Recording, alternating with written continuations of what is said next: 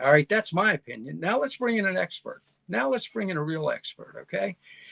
This gentleman, Don. Hey, Don, how you doing? Hold on a second. I want to do a little setup here. Um, yeah, this gentleman. Uh, I'm just going to read from just partially here. Okay, he's authored 15 books. Former Navy JAG officer. All right, 15 best-selling books, and his probably best known. And I think this is important because it really tells who you are: a man of conscience, good fellow Christian. Uh, his book on Lieutenant Clint Lawrence, who was convicted because he killed an enemy in combat in Afghanistan. Now think of that. You're at war, you kill the enemy, and our under I guess it was under Obama, 2011. Is that right, It Don? was indeed. Absolutely. Yeah. So Obama has him tried and imprisoned. Don wrote a book. He went to bat for the guy. Book 2019, Travesty of Justice: The Shocking Prosecution of Lieutenant Clint Lawrence. And a month later, Donald Trump pardoned the soldier, the warrior. So thank you for doing that, Don, and thank you for joining us. It's fantastic. I've been looking forward to this, Carter. And I can't take sole credit for that. It was the president who pardoned Clint Lawrence. I was one of four former JAG officers on his defense team, and Pete Hegseth, who's going to be our next Secretary of Defense, worked hand in hand with us and hand in hand with me. So it was a team effort. But Clint was one of a number of our soldiers, sailors, airmen, Marines who became subjected to Obama's suicidal rules of engagement. His team got into a firefight with, actually, they were approached at a high speed by three Afghan riders, two who turned out to be Taliban bomb makers. We discovered that from later forensic evidence and DNA evidence. And the Obama administration still would not let him go. They prosecuted me at 20 years. They got him 20 years for murder, threatened to prosecute his men if they didn't turn against him. And he had been in prison nearly 7 years. On the night in November of 2019 that the president finally pardoned him, he walked out of there as one of the happiest days of my life. So I appreciate you bringing that up. But it showed President Trump's courage. I know for a fact Milley tried to talk him out of it. The former Secretary of Defense, Mark Esper, tried to talk the president out of it. The president is his own man. And God bless him. And God bless you for the great work you're doing here, Carter. Well, thank you. I appreciate that, Don. Thank you. You know, folks, I follow Don on Facebook, and you should too. It's some of the best material you're ever going to see. But I want to go to ask you about Millie in a second. Before we do, he posted this today, which I thought was hilarious. The red for Christmas, Merry Christmas, and the idiots on the left in the blue, Happy Holidays. It's amazing, isn't it? When you look at those county by county, county by county, maps of who's red and who's not. We're a red country, and I didn't mean to cut you off. Go ahead. That map right there shows, Carter, the brilliance of our founding fathers with the Electoral College, because the Electoral College that Tim Walz and Democrats try to attack and destroy is one of the greatest checks and balances in the United States Constitution, which is full of checks and balances. If it weren't for the Electoral College, our founders knew that corruption, is a cesspool in these large blue areas. They knew that back in 1787, and that map shows their brilliance. Of course, the president won a popular vote as well, but God bless those guys. We got a lot to be thankful for this year. Don, I often think when people say to me, well, you should go with the popular vote, I tell them, well, let me ask you a question. Do you really want to have your presidential elections determined by Larry David in California and Woody Allen in New York? Right. I don't think so.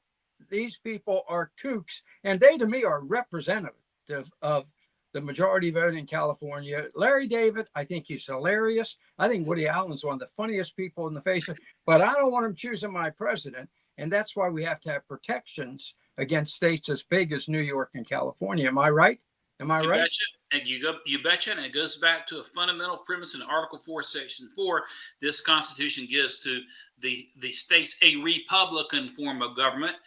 It was James Madison, the principal architect of the Constitution and of the Bill of Rights, who said that a democracy is the most vile form of government. Of course, Benjamin Franklin said democracy is like two wolves and a sheep meeting at high noon and voting on what they're going to have for lunch. So we are a constitutional republic. We're not a democracy, and it just gets under my nerves. Even when our own Republican senators and Fox News guys are democracy. You can throw democracy in the trash can. We are a constitutional republic, which is based upon checks and balances. If you want to see what a true democracy looks like, you go back to the 2020 George Floyd riots. That is what a true democracy looks like. Every democracy eats itself. The founders hated democracies, and the Electoral College is part of the series of checks and balances. See, a constitutional republic is built on checks and balances designed to prevent the usurpation of excessive governmental power. We got to go back to know who we are and what we're about if we're going to move forward and make Don, this work. If we had a democracy, people like my little fat Italian mother, right? We'd still be digging ditches, right? We said her father came here as a ditch digger, and democracy would say, yeah, we like the Italians in their place, digging ditches and making spaghetti. That's it. There would never have been a civil rights movement if this nation were not a constitutional republic. Just remember that, because otherwise you could vote away people's civil rights. And that's what we've got to understand. The Constitution does have democratic elements in that our members of Congress, that is, the House of Representatives, are elected. But originally under the Constitution, not even U.S. senators were elected publicly. So the idea is to check power against, what we need is less government. Like President Reagan said, the government that governs least is the government that governs best. And I think he borrowed that from Jefferson. That's what the Constitution is designed to do. We have limited enumerated powers in Article 1, Section 8. But above and beyond that, at every turn, you see checks and balances at multiple levels under our great Constitution. I think we got to get back to that. You mentioned off air, I'd run for Congress, and we were having a debate one night, and I was sitting beside one of my opponents who was a member of the North Carolina General Assembly, and I looked at him and said, John, if you really want to do something for this state that will be larger than life, then you should require that the United States Constitution be taught in North Carolina public schools every year, from kindergarten all the way through 12th grade, from an original intent standpoint.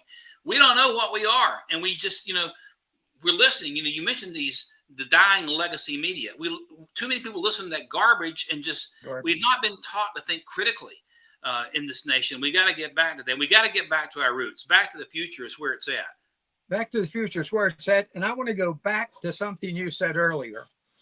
And look, this is going to be like a rapid fire interview. It's just you and me talking. And I think you're one of the most brilliant analysts I've ever seen. A historian, an author. You're on top of what's going on around us. And so I just want to throw some thoughts at you. Some of them are just my thoughts, which you might say, yeah, you really are crazy as a loon. But here's my thought. You mentioned Millie, okay? Right. Honest to God, I really believe he was demented. I don't know whether he was diabolical, but I think he was demented. That putting tampons in the men's barracks is a little sicko to me, okay? Little sicko. Being fat as a pig when you're supposed to be ordering around men who have to be in shape, I don't think that's appropriate. And then what he did on January 6th, he convinced himself that Donald Trump was a Nazi. So he denied the National Guard being moved in. He denied the military assistance. Was this man just crazy as a loon? Well, yes, he was. He usurped his authority, called the Chinese. We're not going to do anything regardless of what the president says. Now, listen, from a large perspective, remember this. 12 out of the last 16 years, we've had Democrats at 1600 Pennsylvania Avenue. And from the 8 years of Obama and to the 4 years of Biden, these Democrats have put lunatic admirals and generals in charge of the Pentagon. These are political admirals and generals who are willing to buy into the woke garbage that these foolish administrations have pushed. Milley is an absolute product of that. The day that they take the White House in January 2020, they order a 6-week stand down looking for white nationalists or whatever within our military. In other words, accusing our own military of racism. Then they force this woke junk inside the military. I can tell you, and I won't give the name of the unit, but I know a unit. Right now, I'm telling you, after October 7, forward deployed in Europe, a paratrooper unit, and orders were put out contingency orders to move that unit into first the Golan Heights in case Hezbollah came down. Then the orders changed, contingency orders to move them from Cyprus and into Lebanon, and if necessary. Several weeks after that, this Biden Pentagon dropped. Now get this: a dude wearing a woman's dress and high heels into the middle of that combat unit.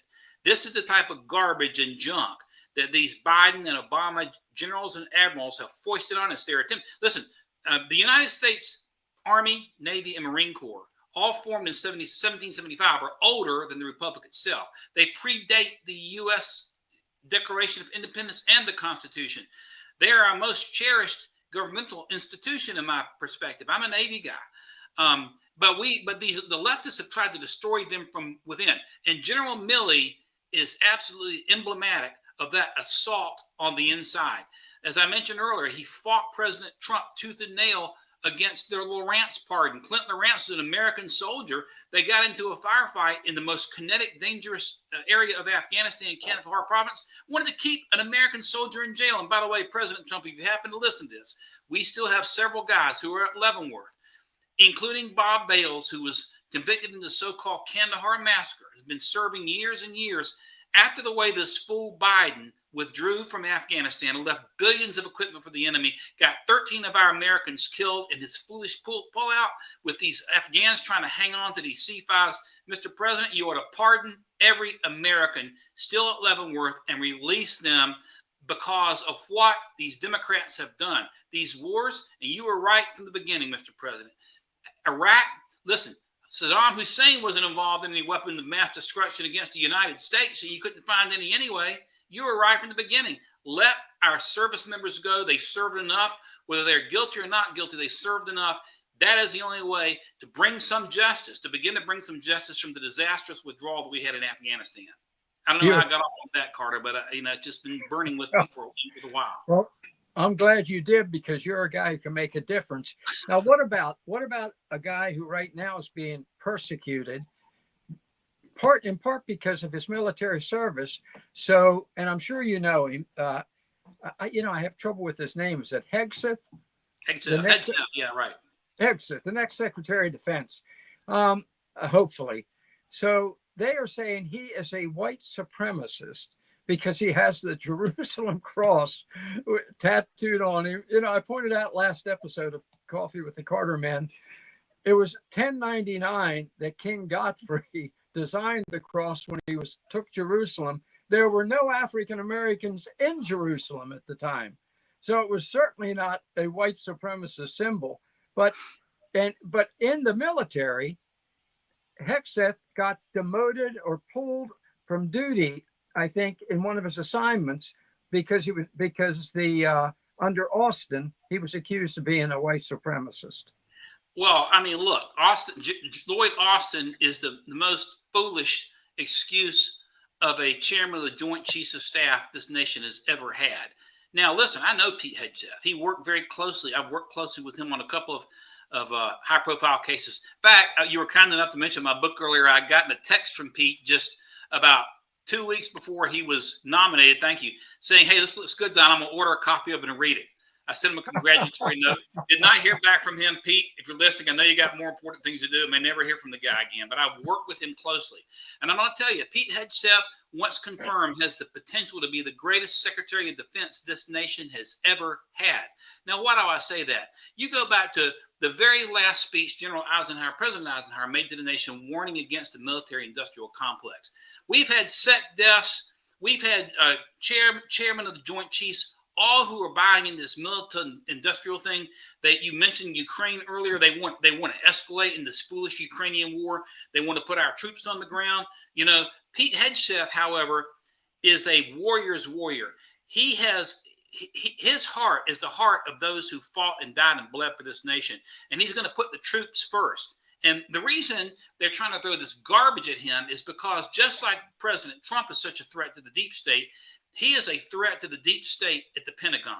He will turn everything they have institutionalized and believed in upside down and upside on its heels. Now, that's not to say that he won't stand for the strongest military in the world.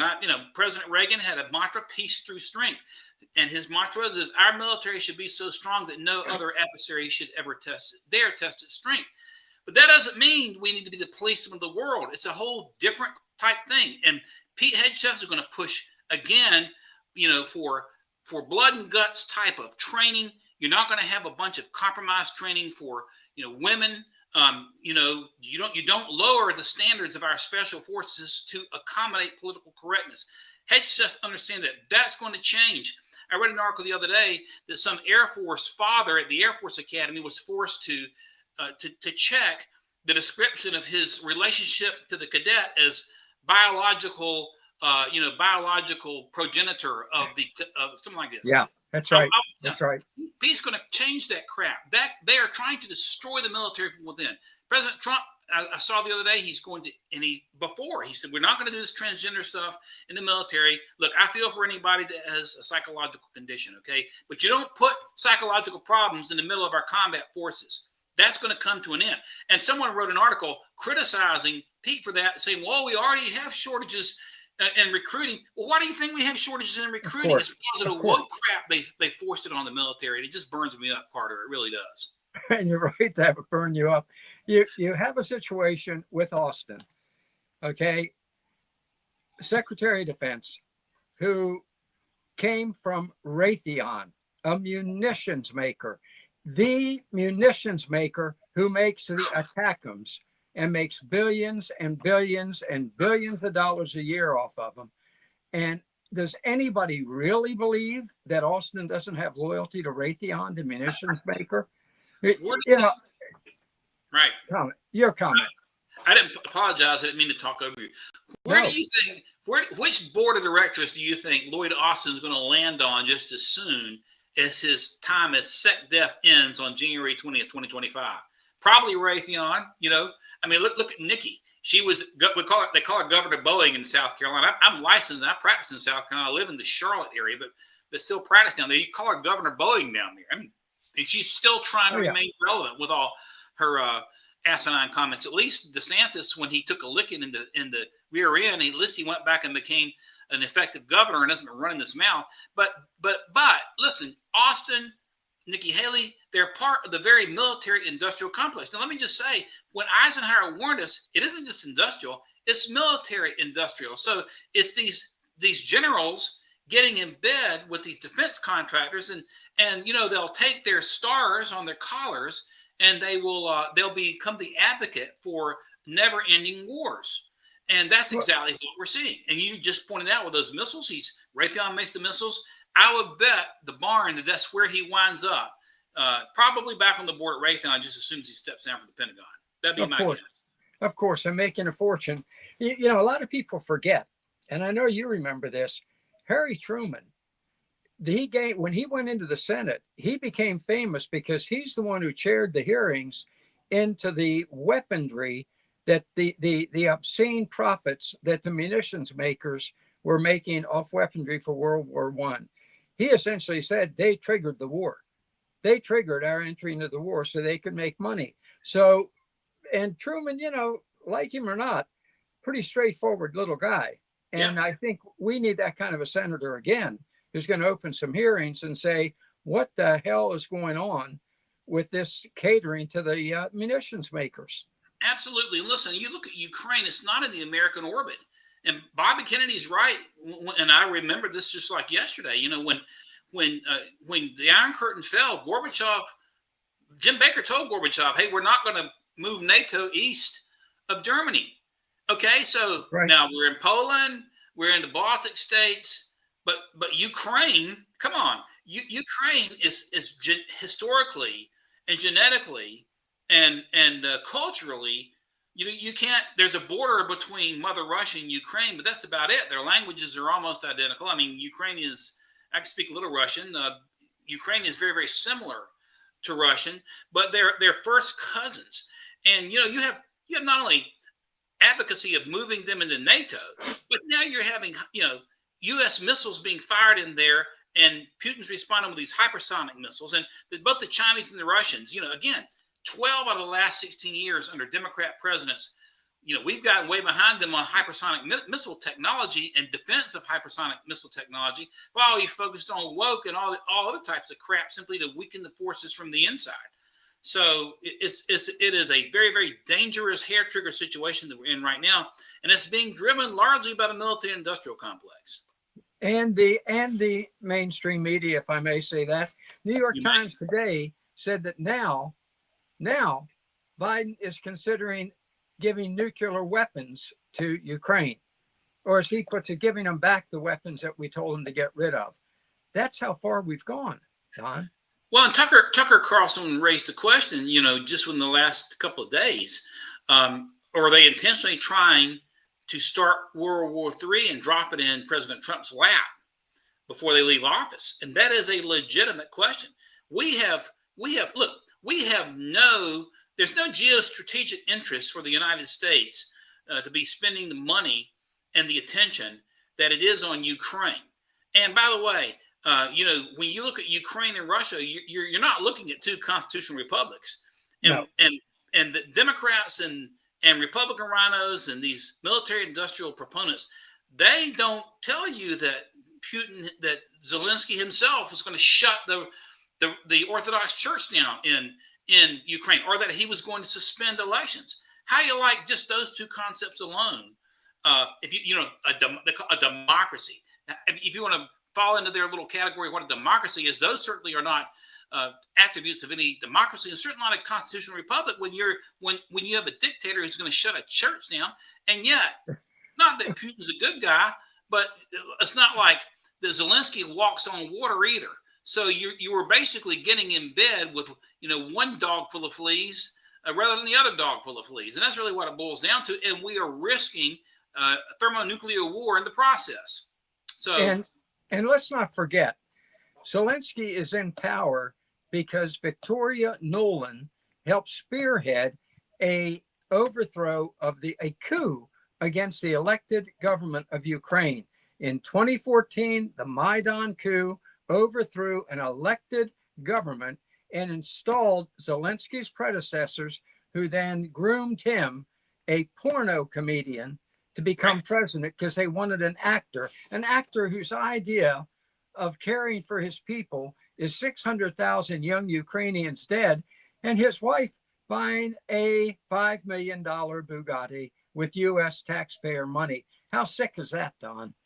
Then we have my fellow North Carolinians in the mountains tonight in tents, without heat, with the snow and freezing temperatures, and we're throwing our hard-earned money into a place like that. And your admonition earlier, and your encouragement to your viewers and listeners to call your congressman, you got to do it now. Get on the phone and do it now. It's the hardest time of the year to get Congress to act because half of them are home all the time. But you got to pull the money, guys. You got to pull the money before this full starts a war. Before got to pull the money. Well, speaking of pulling the money, look, you're an astute political analyst. How'd you feel about little Mikey Johnson? And I know I'm cynical. You're thinking to yourself, does this guy like anybody? I do. I do. I like Ronald Reagan. But little Mikey Johnson promised us that he was not going to continue the war in Ukraine, funding it, and immediately pushed through another $68 billion. What do you think when that happened? What's the story with this guy? Well, go figure. Matt Gaetz got into a lot of trouble, with his colleagues in the House for successfully getting Kevin McCarthy removed. But do you think we've got to step up from Kevin McCarthy? This guy, Johnson, is right in bed, it appears, with the whole military industrial complex in terms of continuing to throw money at Ukraine through continuing resolutions. If I've been elected to the United States Congress, if I'm ever elected, I will never vote for continuing resolution. The Congress has a responsibility to get its budget in. Continuing resolution is just like giving a credit card to the deep state to do what it wants. And that's exactly what Mike Johnson is doing. We're not getting any type of bully pulpit opposition to the Ukraine war from the Speaker of the House. Now, why is that? We haven't really upgraded. The Republicans, Congresses have had a series of weak speakers.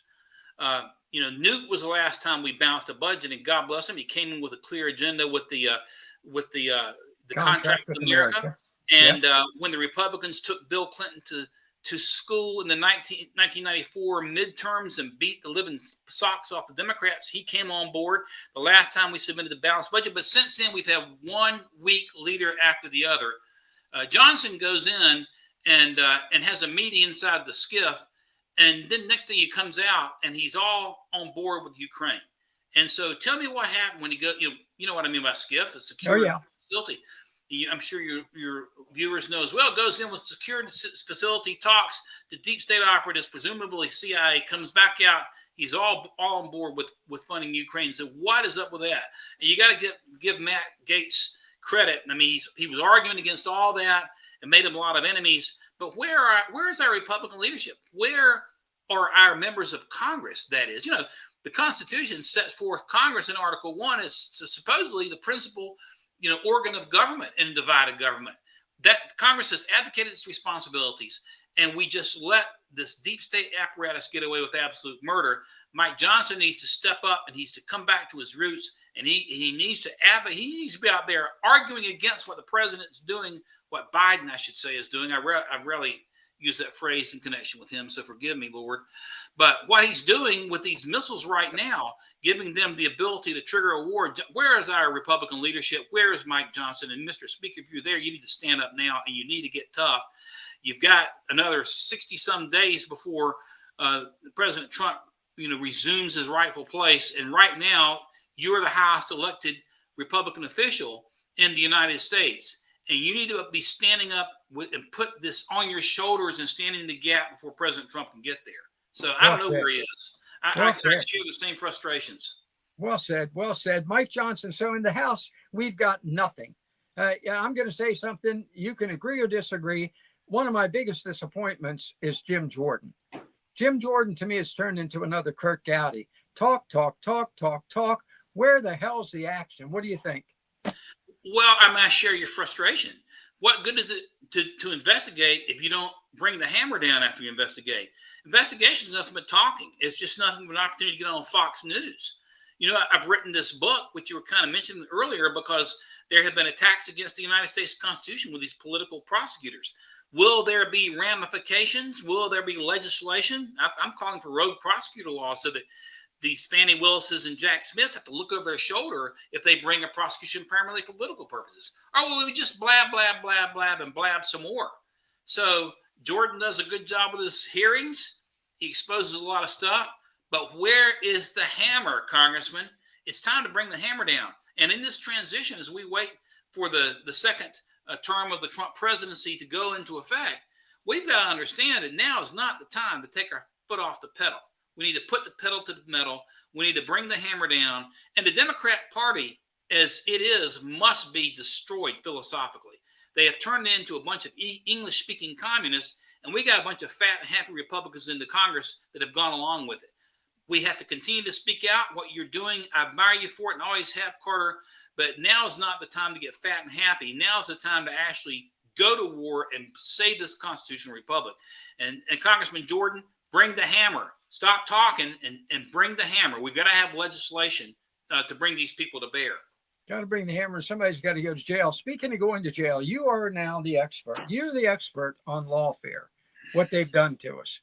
It has been a horror show. Let me be honest with you. I have been, as president of the Constitutional Rights PAC, I send out a daily email, and for 4 years now, I have just been absolutely talking the way you and I are talking now. Every night when I go to bed with my little Honduran wife, I warn her, Princess, there could be a knock on the door and I could be hauled away. And I'm dead serious about it, because that's where we are in America today. The FBI has to be dismantled as far as I'm concerned. Fire all of them. I don't want to hear this BS about, well, the agents are, Sean Hannity. 99% of the agents are really good people. Oh, bullshit. Okay, knock it off. Good people don't knock down the doors of pro-life people and drag them away in front of their kids. They don't shoot 300-pound fat men in wheelchairs in, I don't know, Idaho or Utah because they made a joke online. We need a total cleanup, and you're the authority on this lawfare. First of all, I want to ask you, is Jack Smith nothing but a two-bit huckster hitman. Is that all that guy is? That is what he is. I had a op-ed published in the Federalist a couple of weeks ago on Jack Smith. He's trying uh, to to withdraw and dismiss his actions down in Florida, and part of the reason for that is because Judge Cannon, taking her cue from Justice Thomas in the United States U.S. v. Trump, correctly recognized that Jack Smith was illegally appointed unconstitutionally in violation of the Appointments Clause, Article 2, Section 2. The special counsel statute expired in 89, 99. It expired and was not renewed by the Congress. And that's why that case was dismissed. Jack Smith doesn't want the 11th Circuit to affirm Judge Cannon because, see, it's not just Jack Smith, but Robert Mueller, who was also unconstitutionally appointed in violation of the Appointments Clause. And under Robert Mueller, you've got a number of Americans such as Roger Stone, Paul Manafort, my friend General Flynn, Papadopoulos, and on, who were prosecuted only for one reason, and that's their association with Donald Trump, which is a violation of the First Amendment. Jack Smith should never practice law. And Congress, we have a Republican Congress now with a Republican president coming up. There is no excuse for not getting anything done. I saw the other day Mike Davis suggested the possibility of bringing criminal charges for conspiracy against rights against Letitia James and others. Yep. He's got a thought there. The U.S. Code makes it a crime to conspire to take someone's constitutional rights. These political prosecutions are a direct attack against the United States Constitution on multiple fronts. And these prosecutors have to be brought to bear for it. And Congress has got to pass rogue prosecutor laws to specifically provide that any prosecutor from here on in bringing a case primarily now for political purposes, not every case, but primarily conspiracy to fill in the blank, attacking someone for their speech, for their association, that prosecutor ought to have to face potential prosecution himself in the aftermath. Congress should pass rogue prosecutor laws, and so should every legislature in the United States, or else they will do it again. And it goes back to your point about Jim Jordan. I saw he was being interviewed by Dana Bash, and she was saying, "Oh no, is the president going to retaliate?" And Jordan was giving political answers. You dag straight. There ought to be investigations into every one of these prosecutors. And if there's a way to go after them, we should do it. And we should strengthen the law so that there is a deterrent to this type of garbage in the future. Because when they go after your lawyer, for example, they went after my friend Jack Smith and Sidney Powell and Rudy and others. Fannie Willis prosecuted them under RICO. Well, listen, they don't care about Sidney Powell or Jack Smith. They want to destroy the attorney-client privilege so they can get at Trump. That attorney-client privilege, you go in to see your lawyer, Carter, you have a right to expect that whatever you say to your lawyer is going to be kept confidential, and that your lawyer is not going to be turned into a witness against you. That time-honored attorney-client privilege is based on two constitutional principles. One, the Fifth Amendment right against self-incrimination, and two, the Sixth Amendment right to effective assistance of counsel. These are constitutional attacks, and that's why these prosecutors are criminals, if you ask me, because they're trying to destroy the very Bill of Rights on which our protections are built under the Constitution. So I didn't mean to preach a sermon on that, but something's going to be done. Well, you know what? We need a sermon on it. And I'm gonna say something. You're a lawyer. You are an established lawyer, a successful lawyer, a highly respected lawyer. My opinion as a layman is that the RICO law is one of the most vile, unconstitutional laws in the history of this country. It was, first of all, it was passed just to get folks like that, Dagos. All right, that's all it was passed for. That's all it was passed. And it is, if Carter knows Don, Carter can be arrested for conspiracy, racketeering. Well, why is that? Well, because he knows Don, but we're also arresting Don because he knows Carter. It's a tautology. What do you think? I agree with you. And so if you go back and you look at Steve Bannon, then Steve Bannon was prosecuted because of his association with Trump. Peter Navarro, it was their association with Trump. When you look at every prosecution under Mueller, their association with Trump is what led to that. So your point on RICO, the right to freedom of association, the Supreme Court has held is recognized under the First Amendment. RICO violates that. You should be able to associate, and you can, with whoever you want. Now you can't. You and I can't associate together and agree that we're going to go commit a crime. Rob a bank. You get the bullets, I get the gun, and we'll meet at 3:00 in front of whatever bank it is. We can't do that. Right. But that's not what RICO. That's not the way RICO is being treated. And the law itself, the way it's drafted, is constitutionally problematic because it allows for prosecution based upon association. And that's where you start with it. And I agree. And I hope that there are constitutional attacks made against it in Georgia. It's very, very clear that Fannie Willis's case is going to get wiped out. I worry about the peripheral folks who have been, drug in there. Look, all the president did was call Raffensperger and said, "What's going on down there?" And if you know what I know about Georgia.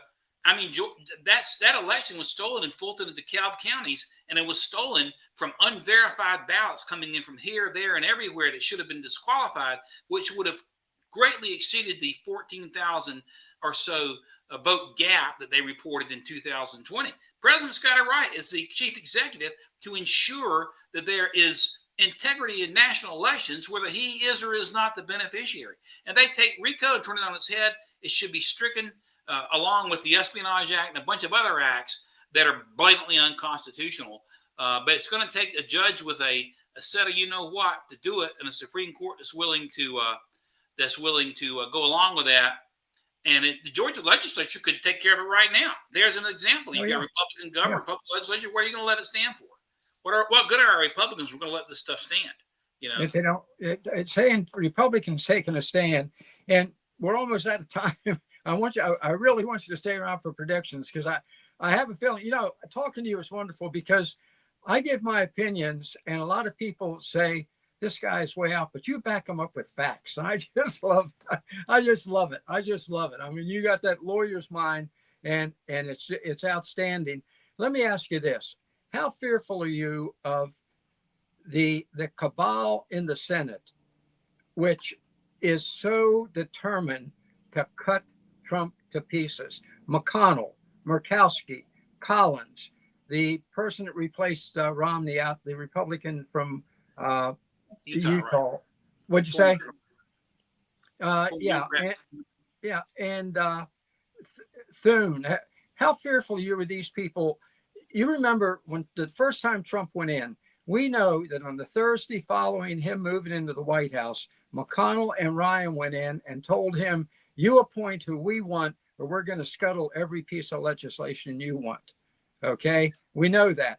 Do you think Thune, McConnell, Collins, Murkowski, and there are three others whose names don't come to mind, are we looking at the same kind of orchestrated cabal this time around? You can throw John Cornyn from Texas in on top of that, and a couple of others as well. Yeah. I am concerned about that. I think McConnell may. McConnell stepping down as majority leader is like Nancy Pelosi stepping down as speaker. Everybody knows she's still pulling the strings in the House. And my concern is you've got that in the Senate as well. Now, and I discussed this in my book, McConnell is in bed with the Communist Chinese. I mean, his wife's shipping company, 2/3 of their shipments go straight to Communist China. So, yes, I'm concerned about all that. Now, I'm also concerned about 2 years from now when the Democrats are going to come hard, and some of them have gone in the hole for a time being because the lights come out. When the sun goes down a little bit, they'll be right back out of their holes just like a rattlesnake. And I'm concerned about they're going to make an all-out effort to recapture the Senate in 2026, because we're going to have a number of seats that are up, including one in North Carolina with our Rhino friend, Mr. Tillis here. So I'm concerned about all that. Now, the people have spoken. We should have, we're going to have stronger and braver voices in the Senate opposing them. But at the end of the day, when, they've already torpedoed Matt Gaetz before he got out of the, and look, Matt, Matt, he's got a personality on him, no doubt about that. But usually he's right on the issues. His personality's made some enemies, but they don't like that. Matter of fact, the Gaetz nomination, and I think Bondi is going to be just as effective, but the Gaetz nomination, I think, was intentional from the president to send shivers down the spine of the deep state and DOJ. I agree with you. It ought to be cleaned out and even shut down if necessary. That's how corrupt it's gotten. But I am concerned about this cabal at the top of the Senate. I'm concerned about McConnell continuing to want to pull strings, much like Pelosi has. We're going to see how it plays out. We're going to really see how it plays out when these nominees are put before them for confirmation. And that's when we will know where the rubber meets the road. But I do have that concern. Excellent. Thank you. We always close on going into the prediction segment. All right. And if you can stay around, I already know you and I are going to differ on a prediction, but if you can stay around, we're going to move into the prediction segment now. Gary and Sam, you guys ready? This is one where we really stick our necks out, Don. And I'm going to start. I'm going to start because you brought up her name.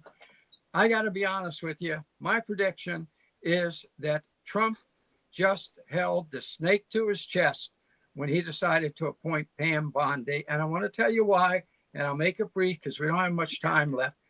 That woman is going to be another Jeff Sessions because she cares nothing about her own political future. Why do I say that? She single-handedly caused the Trayvon Martin tragedy. She is the one who, after Trayvon Martin, after George Zimmerman had been freed, after they had declared him innocent, after they said it was purely self-defense, she stepped in for political reasons and said, oh no, I'm going to fire the district attorney who said that he was acting in self-defense, bring in a friend that I know will convict him in another county. And she was chummy with Mr. Crump, who is the one who made a fortune off the thing and supported her politically. My prediction is Trump just put the snake to his chest. There we go. Let me just say this. You bring up some points that I had not considered. And I hope that you're not right about that. But I've gotten to the point anymore, Carter, that absolutely nothing surprises me. Yeah. This Crump guy, we know who he is. The whole Trayvon Martin thing should never, have been prosecuted. But we went through this prosecution anyway, and it caused a lot of turmoil. And so I had not thought about some of the points that you brought up about her. This is a number of years ago this happens. Hopefully she's seen the light. I wrote an op-ed a few weeks back, and you saw this about Dan Bishop, who was my guy initially as potential attorney general, because I know him so well, and I was kind of hoping he would fall in to line after the president, after Matt Gaetz withdrew. We've got Pam. Most likely she's going to be confirmed, I would guess. Right. And the last thing we need is another Jeff Sessions. That was the most disastrous appointment of the first Trump administration. So hope you're wrong, brother. I wouldn't be surprised if you're right. I'm going to try to remain cautiously optimistic as best I can, but I'll owe you one. I'll owe you a cup of coffee or something if you're right. I owe you that anyway for having me on, but we'll have to play that out and see how it goes. Well, we owe you. Give us a prediction. Give us a prediction. Prediction on. Tell me what you want me to predict, and you got it.